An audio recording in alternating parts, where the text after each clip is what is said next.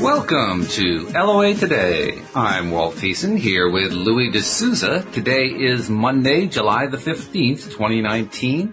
It is 8 a.m. in New York, 5 a.m. Los Angeles, 1 p.m. in London, 9 p.m. in Tokyo, 10 p.m. in Sydney, Australia. But wherever you are in the world, thank you for joining us for another episode of LOA Today, your daily dose of happy. And my daily dose of happy keeps building and building, Louis, because as we were talking about before we started the show today, I've been doing a lot of work editing this new film. By the way, this audio play that we've been putting together, The Grass is Greener. And by the way, we have a launch date. It is officially now going to be launched on our world premiere date of Friday, this coming Friday, July 19. It will be at 10 p.m. Eastern time, so I'm afraid Europeans will have to catch it a little bit later unless they're up really, really late. But we're trying to get as many American time zones in as we possibly can. You have to kind of aim at your audience, right? Yeah. But I tell you, this editing job, first of all, like I was talking about earlier, I would never have considered doing this before. I mean, this is something that kind of came to me, and I just kind of followed my nose on it. And like you pointed out, I didn't have any resistance because I didn't have any prior expectations. Mm-hmm. And now that I'm into it, it's like, whoa, what was I thinking? But that's what got me through. It got me through and got all of us through. I mean, between myself, Alex King, and my sister PJ, who's directing, just the three of us, we put in over 500 hours worth of work on one episode. I mean, it's insane. And then you got the cast members on top of that and the work they've been putting in. 500 hours. 500 hours worth of work. Yeah. Unbelievable. Yeah. In fact, I recommend anybody who ever starts a project like this, track everybody's hours. It's an education. It tells you a whole lot about how this thing works. It's just amazing. But I'm loving it. And I'm loving hearing the final product come together because I'm the one who's editing the sound files and putting them all together. I've got the first first four scenes out of, I think, 10 scenes done. And they're actually the hardest ones. So I think I'm about halfway done, and I should have the rest of it done within the next few days. But it just takes a lot of time, a lot of effort, and it's fun.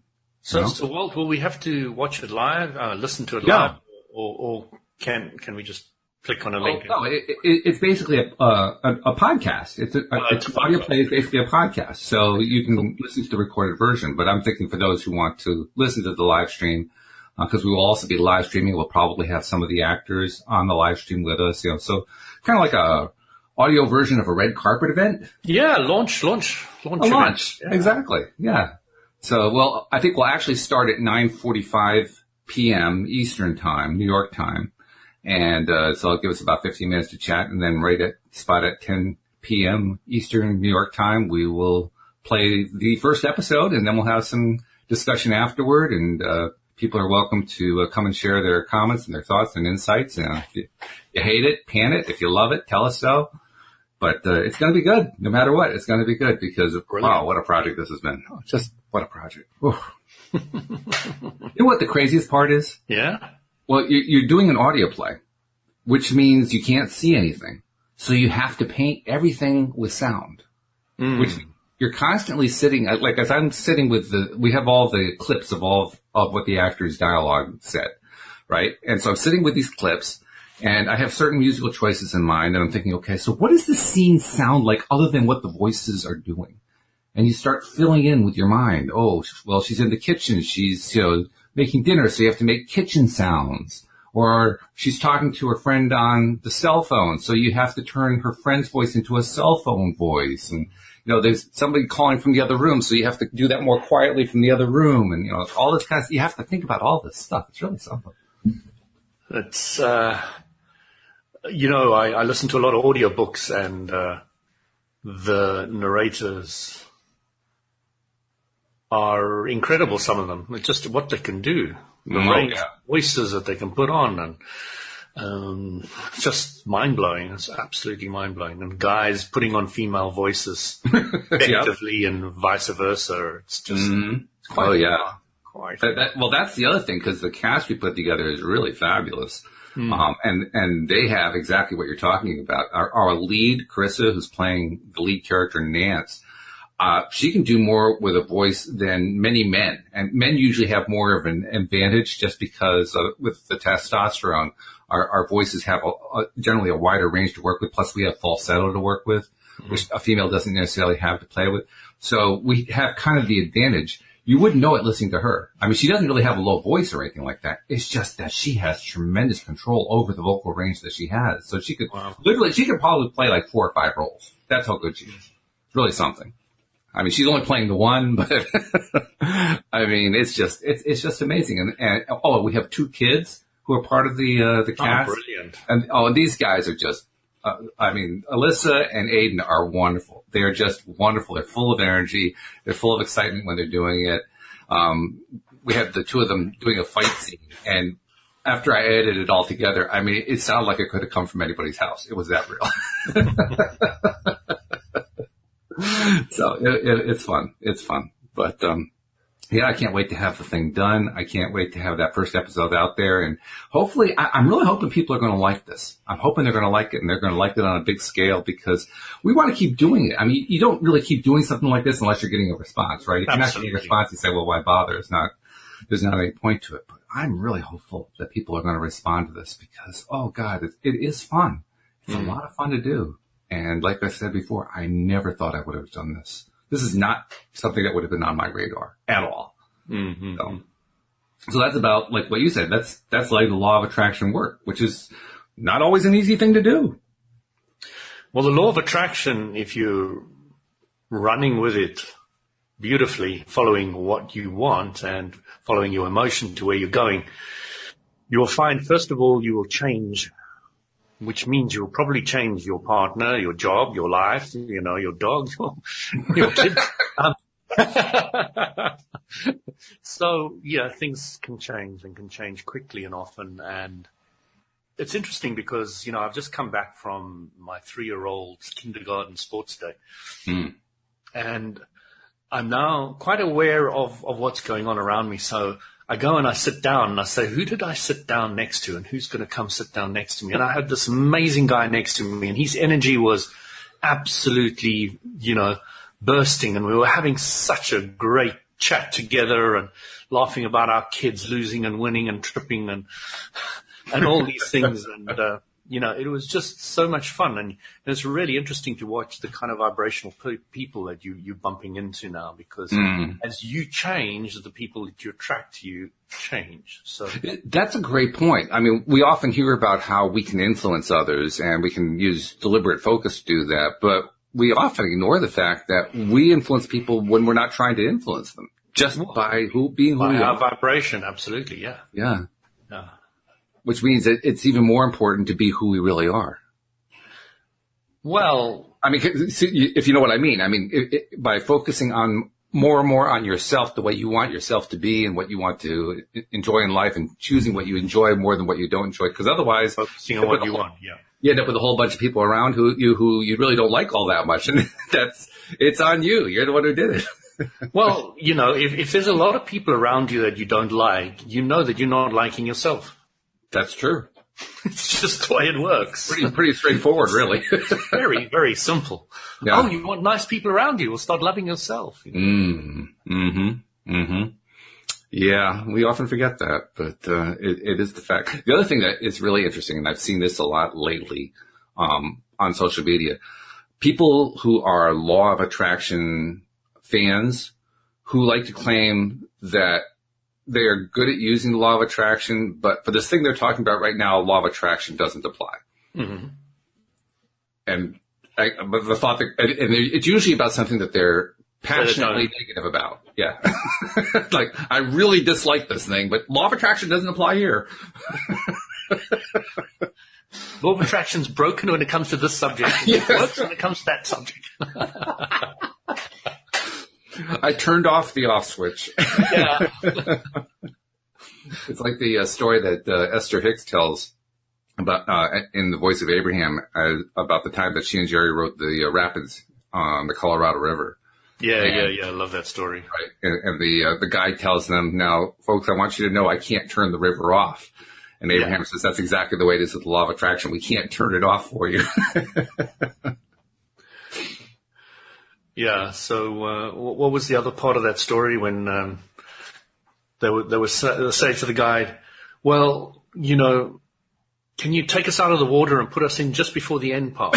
Yes. And I said, but didn't you want to come along for the ride? Right. Yeah. Well, wasn't that the point? And that's just it. I mean, I'm trying to imagine what it would have been like if I had tried to come in just at the end of this project, just at the point where we're launching it.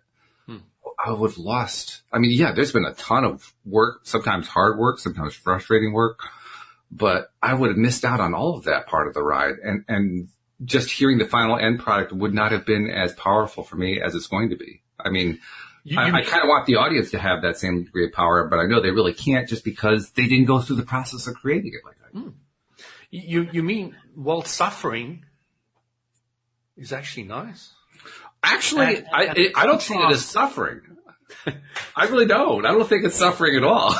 Some of it was really hard. Well, it was hard, yeah. But, that's actually more of a challenge than anything for me. It's not like I'm afraid of something that's hard. If it's hard, it's like, okay, well, let's get this thing done somehow.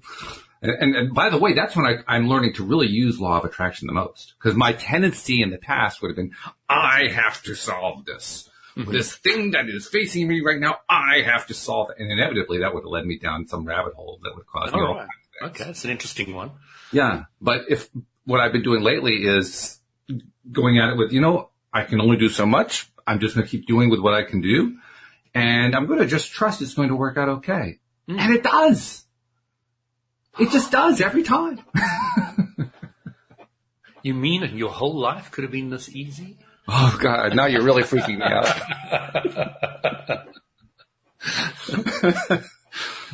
Well, that's it. That's exactly what I'm learning. And I think that's what all of us are learning, too, that, God, this stuff really makes life easy if we can just let go. Let's let go of the angst and let go of the fear and let go of the suffering feelings and let go of, oh, God, I don't know. I'm going to get hurt. I'm not going to enjoy this. It's going to be terrible. I'm going to be hated. Blah, blah, blah, blah, blah, I'm not going to find the right people. Yeah, that's right. That's right. Yeah. And all you have to do is take the oars, let them go, put them inside the canoe and let the river turn you around and take you to everything you ever wanted. Yeah, I wouldn't let go of the oars, let them float down the river. It's probably good just to have them so you can get onto the shore again. But let them go into your boat. That's right. Oh, there go the oars. Well, that world means you just don't trust enough. You should be able to throw your oars overboard. I like to learn in stages, actually. Coward. Well, I guess that's one way to look at it. I think I'm brave enough to start dealing with the contrast. Somebody said that to me recently because I didn't respond appropriately to a request to go out to party all night, which I didn't know to do. So I kind of kept it quiet. So the guy called me a coward. So I said, Whoa, stop. I gotta make sure I got this straight. You're a coward because you didn't want to go out and party all night? Yeah. Okay, we have a new definition of bravery here. If you want to be brave, you go out and you get yourself completely plastered. Got it. But, I just said, well, I don't really mind what you call me. I know I'm not. I know where I am. I know I'm confident enough. It's great. I really don't mind. I'll be proud if you want me to be. Well, that's just it. That's where, when we start taking on that attitude more and more, that attitude of, I just don't really care about those slings and arrows you're flying at me, then an amazing thing happens. The slings and arrows don't matter anymore. And they'd missed their mark entirely. And you just kind of stand there saying, why was I upset about that in the past? Because clearly this doesn't amount to anything. One guy said to me, Louis, you've got a Teflon coat. I went, yeah, right.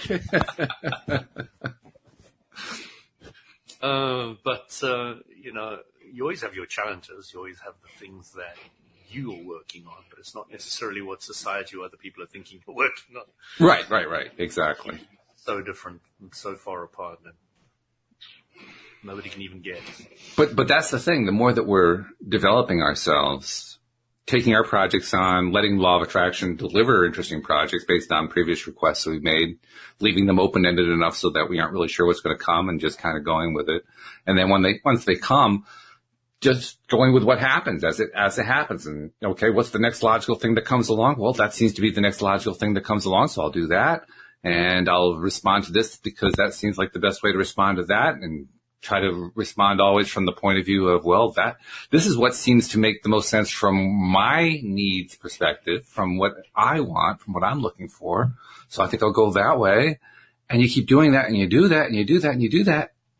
And all of a sudden, from the perspective of everybody outside, it's like everything's going right in your life. But as you say, you're still working on stuff. It's not like you're not working on stuff anymore. It's just that you've got so much of it going well from the outside. It looks like everything's perfect. Yeah. It goes back to that old story where the student goes to the master. The master's all right for you. You're a master.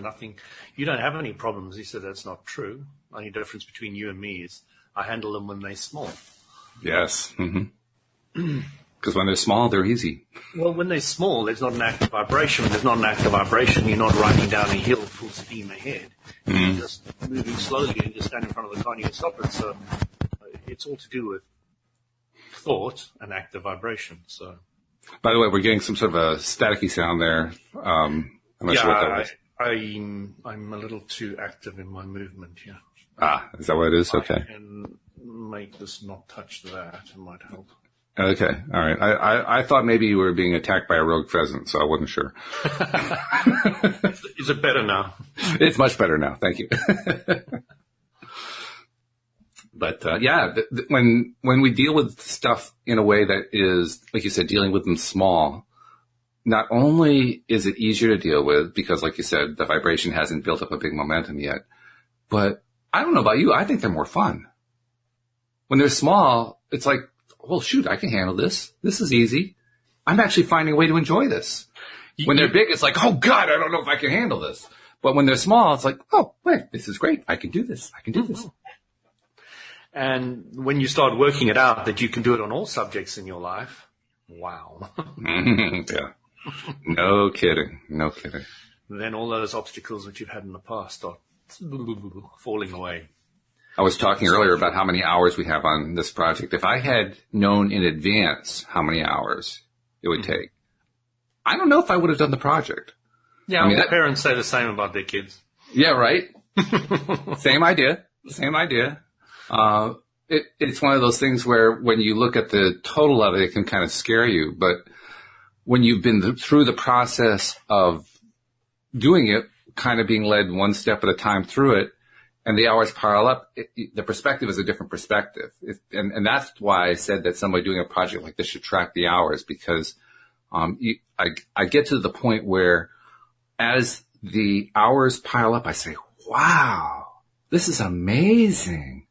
It's amazing, not scary, not intimidating, amazing at how much time it takes to do all this. And I've been enjoying it. I've been enjoying all this time I've been putting in. My sister's been enjoying the time that she has put in being the director. Yeah. Alex has enjoyed the time she's put in doing, script writing and producing. Something that's going right. You absolutely know it.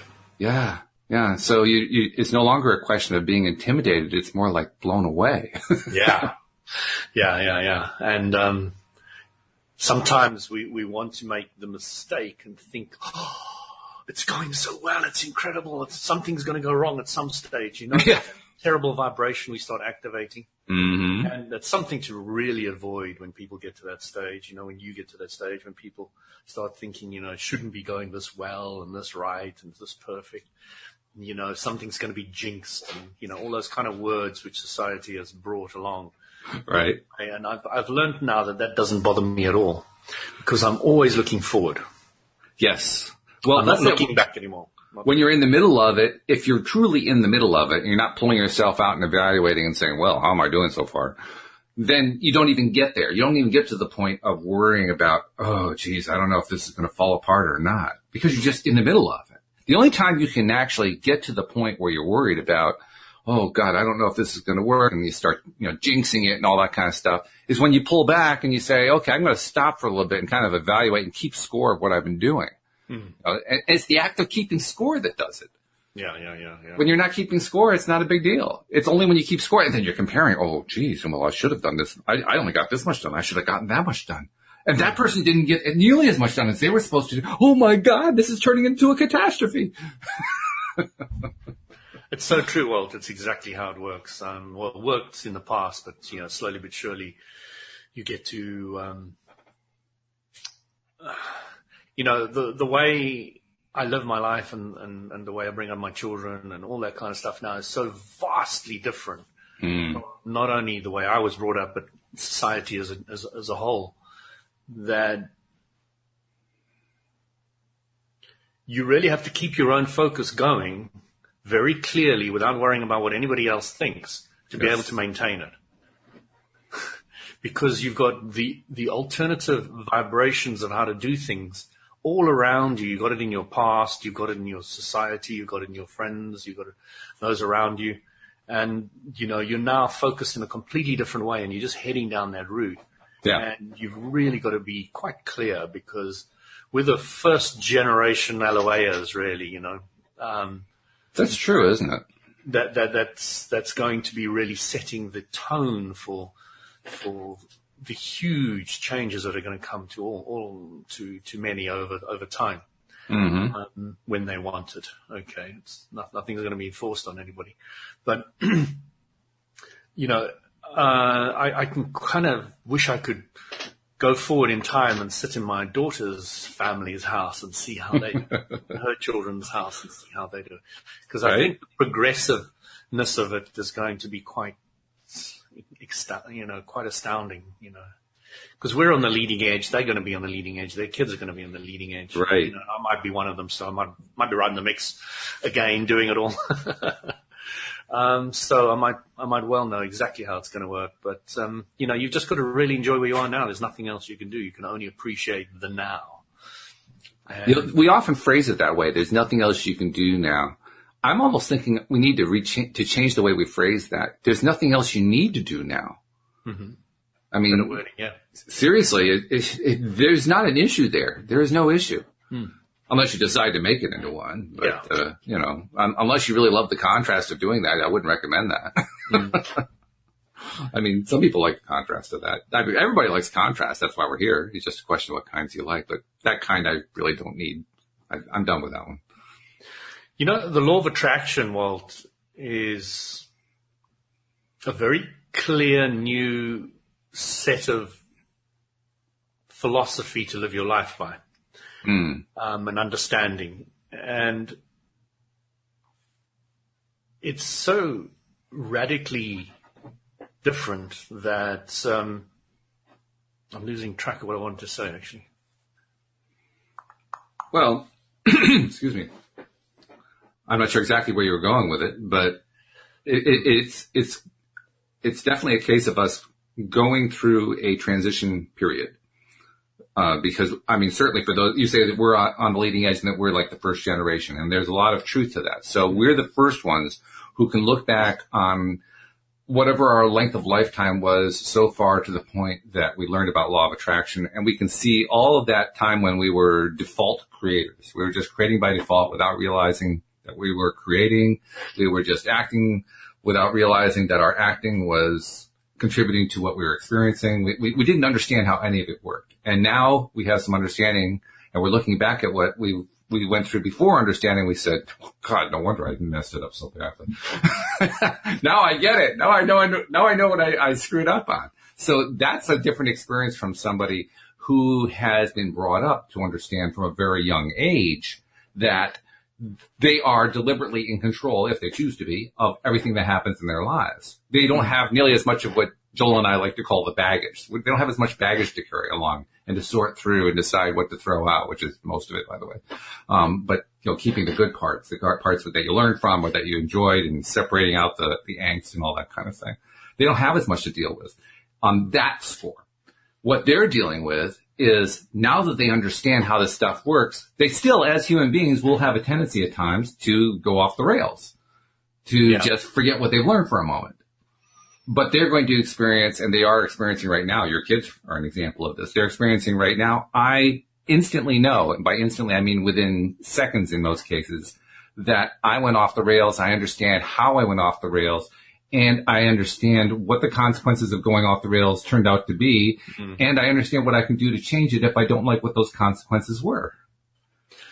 You know, I've now looked back at my life, Walt, and I see I went through a lot of shit, okay? But what I'm also realizing is that the more shit I went through, the more I learned. You know, it was... Well, that's how you find ponies. They were such fantastic teachers. They were the best teachers. Mm-hmm. And because you're now living the law of attraction and you're dealing with the vibration when they're small, you're not having the same kind of real dwang, but you're now shifting from a higher vibration to even a higher vibration. And that shift can also be quite massive and quite beautiful. But in a slightly different way to the way you were before. You were going from, say, depression to revenge, and now you're going from hope to expectation, which is a huge one. And they're big jumps, okay? They're not small. Right. They're not small. I mean, from hope to expectation, as Esther was saying, Abram once, is a massive shift. Mm-hmm. Massive shift. And, but you're still shifting, but it's now a nicer shifting, not such a traumatic, baggagey type shifting. Right. And I'm really enjoying playing with that aspect. So, you know, my wife and I were really looking to go to South Africa on a certain date, and then we get a phone call from my sister saying, hey, you know, we can help you out and we can get you set up and, you know, this and this. And we gave them the dates, and it looks like everything's working out perfectly. And we just put out a thought there, let's go to South Africa, and now everything's just falling together.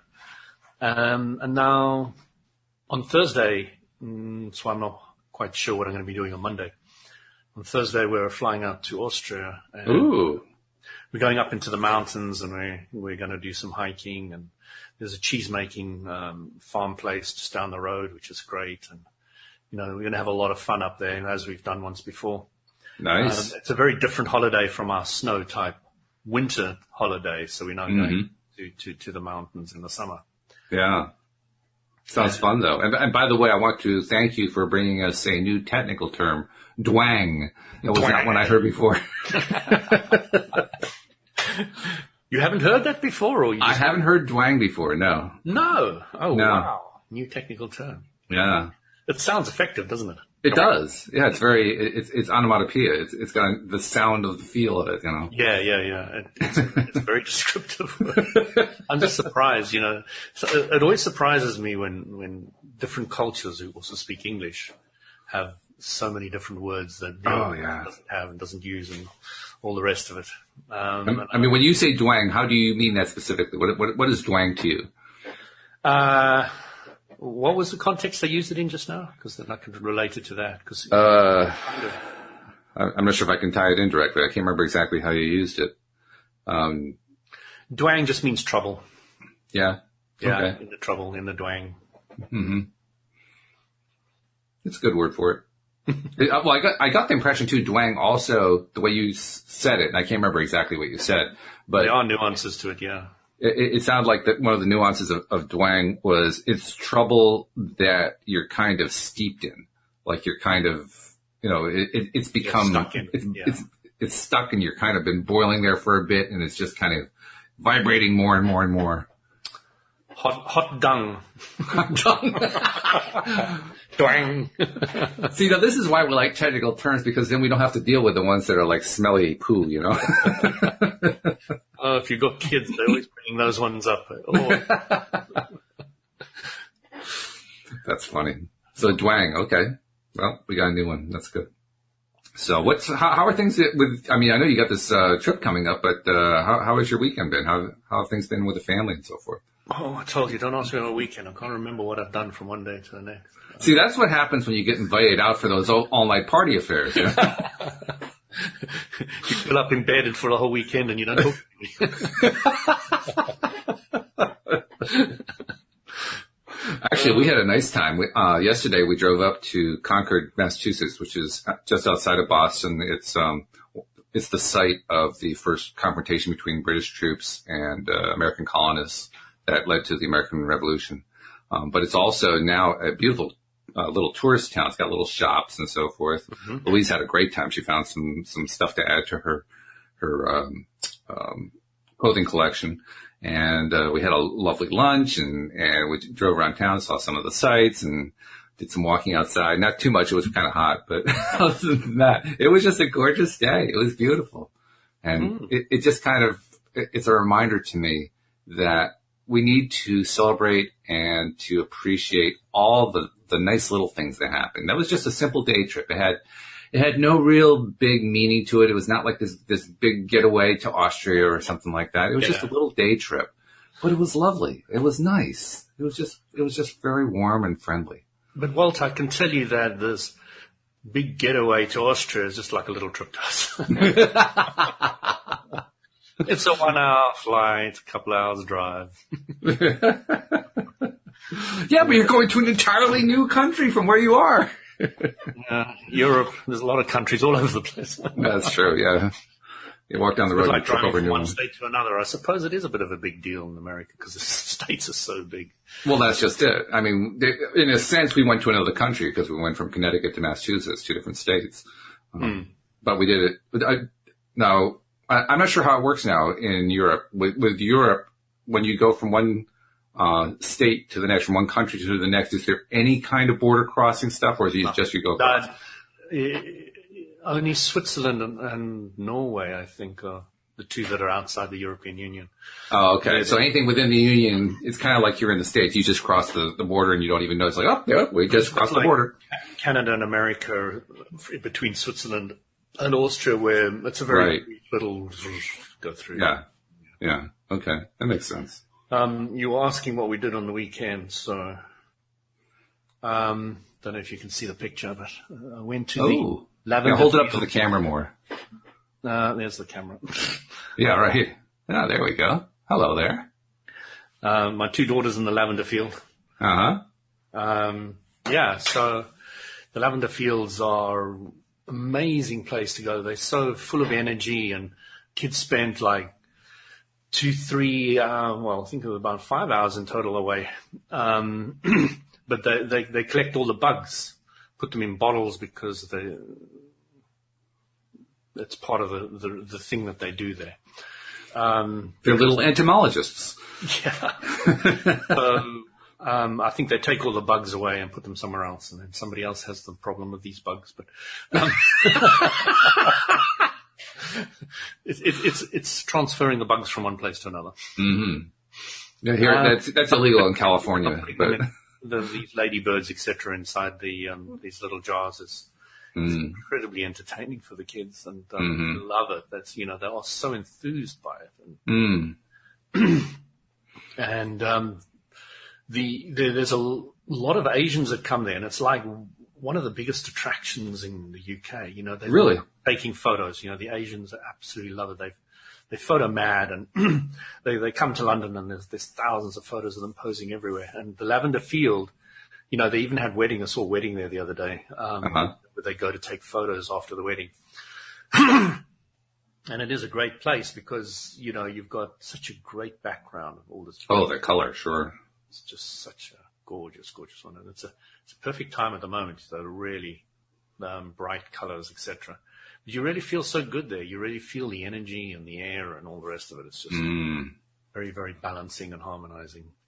That was one of the first things I started to appreciate at my wife's suggestion when I was first trying to learn how to apply the law of attraction, how to be a deliberate creator. And my first task, as with so many people, was to gain control of my emotional reaction to stuff.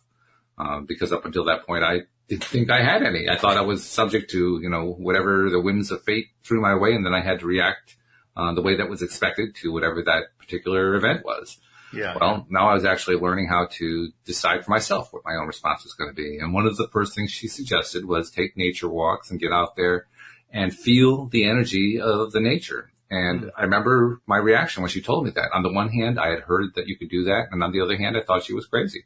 And it took some doing. I had a lot of resistance to let go of there. But now, oh God, I can't even imagine hardly what it was like for me back then to not be aware of all that energy that comes out of nature. Mm-hmm. And yet I was totally unaware of it. And I blocked it effectively. Now it's like, oh God, it's in my face. It's so strong. You know, I work a lot with energy, Walt, and, you know, you start realizing how much energy comes out of you, out of an individual. Yes. Oh, God, yes. And, you know, I don't know if you remember the Matrix movie. Oh, yeah. So you understand the basic premise of it, because I was explaining it to my wife, and she said, was that the movie? Well, that's not all that different from me saying, well, I couldn't feel anything from energy, any energy from nature. It wasn't there. Because there's only a short clip explaining it in the whole movie, but once you get it, it makes a lot of sense. So yeah. Basically, the aliens come, they decimate planet Earth. They start harvesting the humans because they find out we're incredible batteries. Mm-hmm. And they put us in pods, and because they don't want us to be too bored in these pods, they create this virtual reality world so that we can play out in that. And then they try to make everything lovey and dovey, and then it fell apart, so they had to make us a lot of contrast. But it was interesting that they painted a picture of the human body being this incredible battery. Mm. And it's the way I kind of see it. There's like boundless amounts of power and energy. You know, Abrams says the power that creates worlds is within us. So, you know, and it's around us and it's part of everything. So, you know, learning to tap into that is really what it's about. Nature, because hasn't been vibrationally screwed with too much negative thinking, if any, it's more harmonious vibration, which when we walk out in it, we kind of pick it up and we feel it. And it's like, oh my gosh, you know, this is how it should be. How could it be for me? And, you know, if I spend more time thinking about what I want, not what I don't want, I'd be like the plants. I'd be like the animals. I'd be like, so, you know, they're a good reminder of what harmony would look like. So, yeah, that's true. Even those manicured lawns, each individual grass is still uniquely harmonized and balanced before it gets cut and all the stuff. But it's still doing a harmonious way of dealing with no matter what you give it, no matter what you do. Mm-hmm. That's true. It's bouncing back. So yeah, when I was young, I used to go hiking and camping every other weekend. We used to go to the Kruger National Park, a game park. And, you know, I was very good at it. You know, I've got the story I like giving when I was following the family and I was very young. Mom dropped us off in the Land Rover and drove the Land Rover back home. And we were walking and I was way behind and Dad came back to me and he said, oh, yeah, you're right. I said, yeah, I'm just very tired. I'm going to go back because, you know, I want to go back to the beginning where Mom is. And he says, no, she's gone home. There's nothing there. Yeah. Forward. Yeah, right. And, you know, eventually I was leading all the hiking trips and away and, you know, I got so in tune with nature and I had my, my camouflaged, overalls, which I lived in, you know, and I was out in the bush many a time, living and working and understanding and communicating and all the rest of it. I was really enjoying that aspect of my life at that age. And we went to this huge mountain called Masenjan, and we stayed right at the bottom of it. And the people walked around on the ground level all the way up to a stream at the back. And you cross poles as you cross the river and you go all the way up the side. And I took a few bunches of the stronger guys, and I was only like 10 years old, right over the top of this mountain, down the back, and right to the waterfall where we were going to meet up. And these guys were so impressed with me. They were from the big city, Johannesburg. They said, oh, man, you did such a great job. I don't know how you did it, and you're so young, and blah, blah, blah. And I said, oh, no, I've been doing it my whole life, and it was easy. My dad came up to me afterwards. He said, Louis, I've got to tell you something. I said, what, Dad? He said, when somebody praises you, there's only two words. You should say. I said, what's that? He said, thank you. And it was a great lesson. I never forgot. It's true. It's true. Yeah. We need to practice all of this. All of us need to practice appreciating more. You know, when something, when praise comes our way, when something good comes our way, we need to just stop and say, oh, thank you so much. I really appreciate that. Whether you're saying it to a human being or to nature or to just spirit or whatever, you just, you know, appreciation itself is the key. It's not so much saying it to somebody else, although that is good. You're saying it to yourself, essentially. You're reminding yourself, wow, I really like this. I feel good about this. By the way, you mentioned also the idea of a battery. Yeah. Which I thought was an interesting concept. When I saw the movie, it certainly fit with what was in the movie. But as you just described it about how, you know, we are these tremendous, we have the power that creates worlds within us. It occurs to me the idea of a battery is almost insufficient for that. So I'm thinking maybe like the Harry Potter port key, right? Yeah. The port key that they use to transport from one place to the other. I mean, the way that they created it in the movie, there was this huge flash of light and, you know, power and boom, zoom and off. That's more like what it's like. And it's an endless supply rather than a battery that can run down or something like that. Mm-hmm. Well, when you think about it, the law of attraction is the most powerful, consistent battery that has ever existed. This is true. Yeah. It just does the same thing again and again. No. It's the endless battery. Who you are, what you're doing, and how you're thinking, and where you're going. It just says, I'll take it and I'll amplify it. I'll take it. I'll take it. I'll amplify it. I'll take it. I'll amplify it. I'll take it. I'll amplify it. Actually, the idea of amplify, that's how we know that it is more than just a battery. It's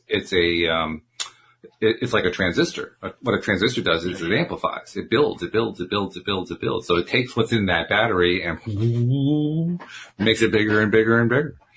And the more we think on a subject, the more electricity we're putting into it means the bigger the outcome. Yeah. Yep. That's exactly it, which is cool. You know, and it's fun to play with it. For me to describe what the law of attraction is now, it's an amplifier of thought. Yes. Somebody wants to know what law of attraction is now. It's just amplifier of thought. That's it. Game over. It's a couple of rules, 14 seconds and other things. Amplifier of thought. That's really what it is. I think probably the biggest source of resistance we have is to that thought. Not you and me. I mean, you know, your typical person, they hear this concept and they decide that can't possibly be true. And so now they've created resistance to it. It can't be easy. It can't be easy. No. No. No, it can't be easy. It can't be something that I can easily control. It can't be something, it can't mean that I actually have control over everything in my life. I mean, things happen to me. Yeah. Things just happen. I know. Out of control, man. That's right. And of course, the answer to that is, but that's where half the fun is. Letting it come when you don't expect it. Letting it be there. You know, Walt, I'm so much thinking of the way it is with the law of attraction that it's sometimes difficult for me to see how people don't see it like that anymore. It's so much of a shift now that, you know, do you really believe that? Do you really think that way? Wow. Okay. Well, yeah, I did that a couple of years ago. Right. But well, that's the way I think about it when I'm thinking about somebody who's in non-physical. Because what we're told, and I believe it's true, is that when you're in non-physical, you're in high vibration. You're in the highest vibration at all times. And when you're in that highest vibration at all times, I can see how it would be easy to forget what it's like when you are in the physical world. Just because you're not there. You're not in that same vibrational space. You're not in that low vibration. You're not dealing with that low vibration stuff. You're only in high vibration. So from that perspective, how can you actually feel low vibration? Well, you can't without actually going to low vibration. Yeah. When Abraham, the non-physical positive energy individuals, say that they experience things with us,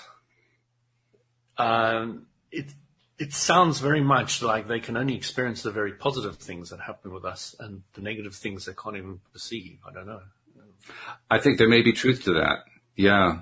Not quite sure. Abraham gives the answer to one person who asked, well, the person in the hot seat had been asking all these questions about all these things that he or she felt was wrong with the world and life was miserable and yada, yada, yada, yada. And Abraham was giving all these answers to the person explaining like, well, the way to understand it is like, A, B, C, D, E. Here's how it all works. Every subject's two subject. Look at it from the other side. All that kind of thing, right? And so the person finally said, but what's the point of being here? Why do we even come here? And Abraham's answer was, what does chocolate taste like? Right? What does strawberries taste like? What do colors look like? It's a good way of answering it, isn't it? Mm. Yeah. And that fits exactly with what you were talking about. Those are higher vibration experiences. Those are the enjoyable experiences. Mm-hmm. So I can see that somebody from a non-physical perspective, that's the part that's going to be like the shiny light things that capture the kids' attention. Look at the shiny light things. That's the shiny light things. But if you understand non-physical as the endless expansion, dude and dudettes, whatever you want to call them. Dude and dudettes. I have my spirit dudes with me today. And my dudette on the other shoulder. So yeah, the dude and dudettes are sitting there wanting the expansion. So, when you die, you land up with everything you want, and everything you want is the expansion. So it's interesting that the satisfaction doesn't have to be the manifestation, just the idea of what you want and reveling in it can be enough. Can be totally enough, totally enough. And when it is, the manifestation happens quickly and easily. So, yeah, but you don't actually ever have to get to the manifestation stage. You can just completely, utterly, totally enjoy it in the non-physical. That reminds me of something that Mike Dooley once said, and it kind of ties in to what you were just talking about regarding, I'll call it dealing with the contrast, experiencing the contrast. Dooley talks about how, I forget exactly how he said it. I'm having the moment that you had a moment ago where, everything just flew off the head. Well, let's see if I can get to the essence of it. The essence of it is this. When we come into this world, we do so with the idea of essentially having fun, the Richard Bach concept. And that's basically the concept that Mike Dooley follows. And for him, having fun is an activity.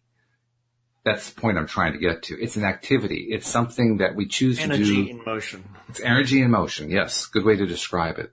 And in doing that activity, we become part of the contrasting environment. And that's how we dive into the contrast. So it's often been said that people who are in non-physical state are a bit envious of people who choose to come into the physical state, that it takes bravery, right? That's a brave thing to do. Mike Dooley talks about that a lot, how we're the brave ones. And they're sitting there in awe of how brave we are to come here. And that's very similar to what you were talking about. The appreciation that they have for us, Yeah, exactly. And that bravery on the bleeding edge. And it's really not all that different from what you talked about with your friend who wanted you to come out and party all night. He was talking about you being a coward. Well, you're not really a coward because you have other forms of contrast that you want to experience. But the point is, that's the positive way of looking at what he was saying. Yeah, there's a certain bravery and let's just go. Let's just dive into this contrast. Let's go do it. Yeah, the sauna guys are big into their partying, man.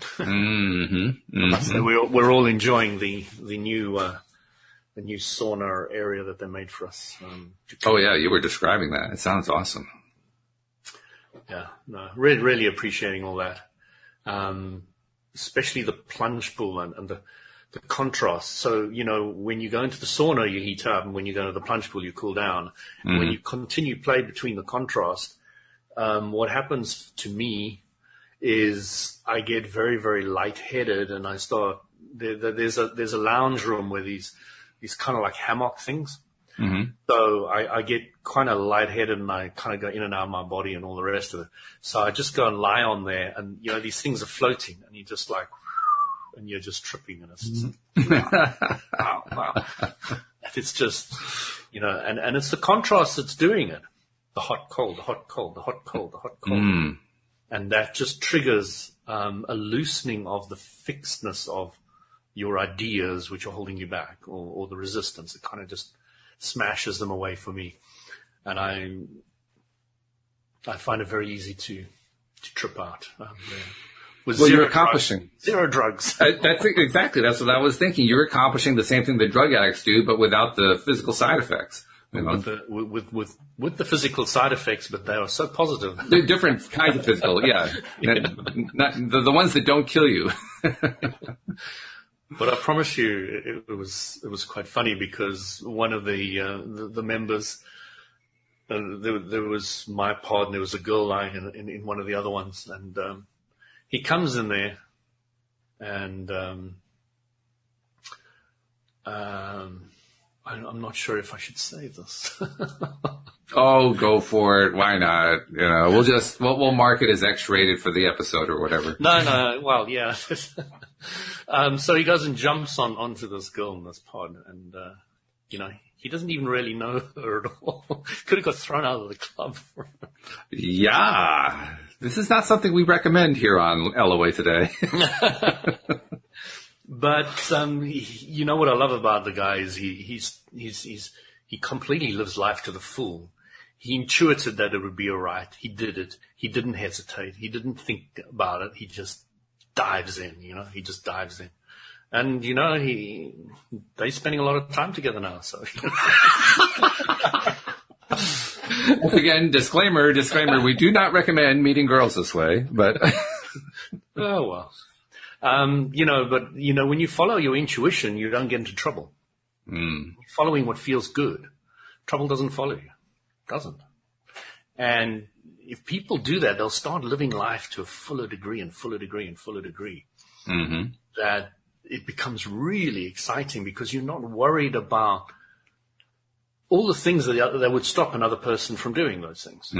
You're now in that place where, this feels good and I know that feeling good is a force field around me that will protect me against everything. Right. Yeah, that feeling good piece, that component, is huge because that's what we have to learn. I mean, I was talking earlier about how many years ago when I was first trying to learn how to apply the law of attraction in my life, I had to learn to believe that I had control over my responses to things. And in order to respond to things, you also have to be aware of and connected to and paying attention to the feelings that are coming to you and going with the good ones. If you go with the bad ones, go with the ones that don't feel good to you, you don't actually pick up how to do this. You have to go through the process of switching over to feeling the good ones and going with the good ones before you start to gain the control. Without that, you don't have control. It's kind of like it's like getting stuck on step one. Well, it's being stuck on step one. Like, okay, I have a desire. Now I'm just going to stay on having a desire, and I'm not going to go for what I want instead. I'm just going to stay stuck on having a desire. And I'm going to get more and more miserable because the desire isn't turning to what I want it to be, but I'm going to just stay stuck on that desire thing. Yeah, that usually only happens to subjects you have resistance to. Exactly. And the process of just getting stuck on step one means you're going to have more and more resistance. Otherwise it would manifest. And relationships, I see, are the big one. Oh, so big. It is. It's huge. But what everybody doesn't seem to really understand, the simplicity of it all. You've got to love yourself. It starts there. Because when you love yourself, other people are going to think you are amazing. And the best part is it doesn't matter what you look like. It doesn't. Absolutely. Doesn't make any difference at all. That is a complete illusion, which is a million times blown out of proportion by advertising, etc. But it really doesn't make any difference. None whatsoever. No. What matters is how you feel about yourself. I have met, I'm heterosexual, so I'm going to talk about women I've met. I have met women who, by classical standards, were downright drab, but they had so much life in them and so much energy in them. They were hot. They were sexy. Even though they didn't fit the stereotype of what a hot and sexy girl should look like. Why? Because of that energy. Exactly. The energy was so, there was no way that body type was going to even come into consideration for that girl. And that's the difference right there. Completely, absolutely, and utterly, yeah. But why limit yourself to heterosexual, huh? Because I like to limit myself to heterosexual. That's who I am. That's what I enjoy being. That's the chocolate answer. I came here for the chocolate of being a heterosexual. You know what you want and you're going for it. That's it. That's it. It's very simple. Speaking of what I want to make sure, I also want to get our announcements in before we run out of time. Oh, that went quick. I know it flies by. But we want to encourage people who have been listening in, both to the live stream and to the recorded podcast to become subscribers if you're not yet subscribers. And we do know from the stats, Louis, that about 85 to 90% of our listeners are subscribers. So that's the good thing. The word has gone out. People have actually taken the time to subscribe. But for those 10 to 15% who are listening in, perhaps for the first time, wondering what's this thing all about that I've been listening to. It's interesting, but I don't know what this is. Well, we talk about the law of attraction with a whole bunch of co-hosts every single day, Monday through Friday. We have a different episode every day, and everyone's different. And we go into a wide range of topics because obviously the law of attraction applies to every area of life. So we explore all areas of life. And you can be a part of it. Just become a subscriber by going to the homepage of our website, loatoday.net. You'll find instructions for subscribing with your particular device right at the top. And as you click through, it takes just a few moments. As you click through, bang, just like that, you're a subscriber. And then, of course, once you're a subscriber, make sure that you're sharing the facts so that other people can also become subscribers here on LOA Today. And if you feel like watching us on the live stream, we live stream to YouTube now. So come to YouTube and just do a search for LOA Today podcast videos, click the subscribe button, and then click the little bell next to the subscribe button so you get notified. That bell will make sure that you get notified every time we come on the air with a live stream, as well as whenever we post a new video. And you can always find out when the latest thing is being posted. So, become a subscriber, and thank you to those of you who have already become subscribers, and welcome to those of you who are about to become a subscriber. We're glad to have you. And just as I'm glad to have my friend Louis come on to talk about law of attraction, particularly from the Abrahamic point of view every Monday, as he sits in his hammock and thinks Abrahamic things every Monday. Abrahamic things, that's a good one. But have a great time with your trip to Austria. I don't know if we'll see you next Monday, but if not, we'll look for you following that. Actually, we're probably going to have a little bit of an overlap issue here. I'm not sure exactly how it's going to work because I think the following weekend, Louise and I are going to the Cape, which probably means a shift in the schedule for that week. But at least 2 weeks from now, we'll definitely be in touch, if not sooner than that. So let's leave it like that. Let me know. All right. We'll do that. Let our listeners know. Take care, everybody. Yes, thank you very much. Carpe diem. We love all of you. We especially love our live streamers and our podcast listeners. Our podcast listeners are what make it possible. And so thank you very much for being loyal. We will see you all next time here on LOA Today. Goodbye, everybody.